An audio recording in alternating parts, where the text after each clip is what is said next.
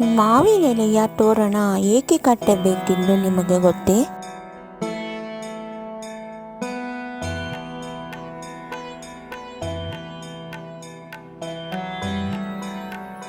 ಮಾವಿನ ಎಲೆ ನಮ್ಮ ಹಿಂದೂ ಸಂಪ್ರದಾಯದಲ್ಲಿ ಮನೆಯ ಮುಂಬಾಗಿಲಿಗೆ ತೋರಣವನ್ನು ಕಟ್ಟುವುದು ರೂಢಿಯಲ್ಲಿದೆ.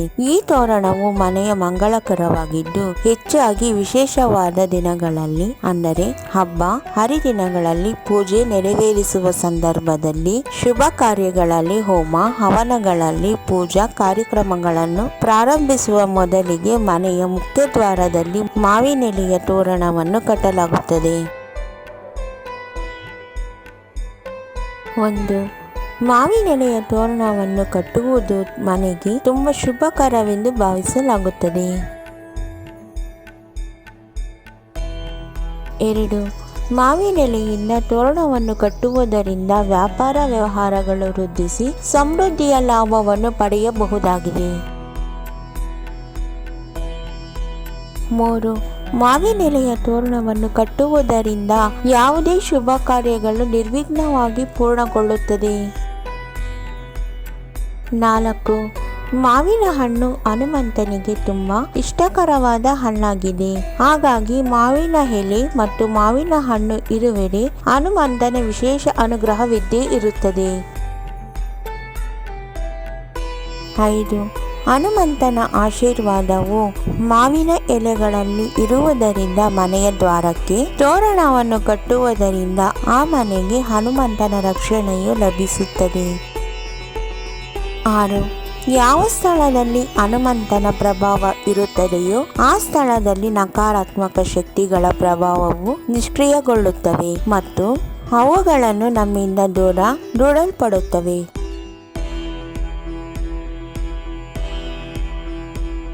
7. ಮನೆಯ ಅಥವಾ ಕಚೇರಿ ಮತ್ತು ಅಂಗಡಿ ಮುಗ್ಗಟ್ಟುಗಳ ಮುಖ್ಯ ದ್ವಾರದಲ್ಲಿ ತೋರಣವನ್ನು ಕಟ್ಟುವುದರಿಂದ ಅದರ ಕೆಳಗೆ ಹಾದು ಹೋಗಿ ಒಳಗೆ ಪ್ರವೇಶಿಸುವ ಪ್ರತಿಯೊಬ್ಬ ವ್ಯಕ್ತಿಗೂ ಧನಾತ್ಮಕ ಶಕ್ತಿಯು ಲಭಿಸುತ್ತದೆ.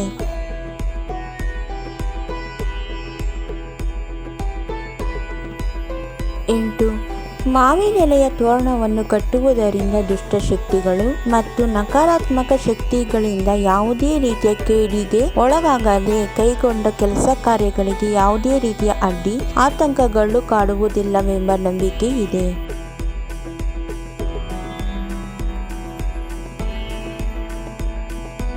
9.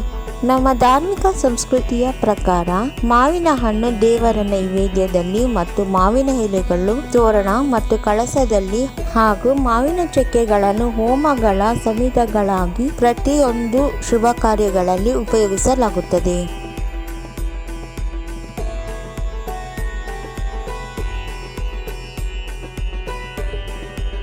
10. ಪ್ರತಿಯೊಂದು ಮನೆಯ ಮುಖ್ಯ ದ್ವಾರದಲ್ಲಿ ಮಾವಿನ ಎಲೆಗಳ ತೋರಣವು ರಾರಾಜಿಸುತ್ತಿರಬೇಕೆಂಬುದು ನಮ್ಮ ಧಾರ್ಮಿಕ ಪದ್ಧತಿಯಾಗಿದ್ದು ಇಂದಿಗೂ ಈ ಪದ್ಧತಿಯನ್ನು ಆಚರಿಸಿಕೊಂಡು ಬರಲಾಗುತ್ತಿದೆ.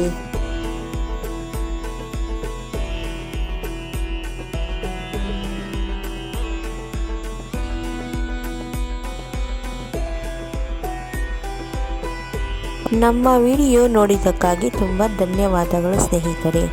ನೀವಿನ್ನೂ ನಮ್ಮ ಚಾನೆಲನ್ನು ಸಬ್ಸ್ಕ್ರೈಬ್ ಮಾಡಿಲ್ಲವಾದರೆ ದಯವಿಟ್ಟು ಈಗಲೇ ನಮ್ಮ MS ಯೂಸ್ಫುಲ್ ಮಾಹಿತಿ ಚಾನೆಲನ್ನು ಸಬ್ಸ್ಕ್ರೈಬ್ ಮಾಡಿ, ಬೆಲ್ ಐಕಾನ್ ಮೇಲೆ ಕ್ಲಿಕ್ ಮಾಡಿ, ನಿಮ್ಮ ಸ್ನೇಹಿತರಿಗೆ ಶೇರ್ ಮಾಡಿ. ಎಲ್ಲರಿಗೂ ಈ ಮಾಹಿತಿ ತಲುಪಲಿ. ಮುಂದಿನ ವಿಡಿಯೋದಲ್ಲಿ ಸಿಗೋಣ.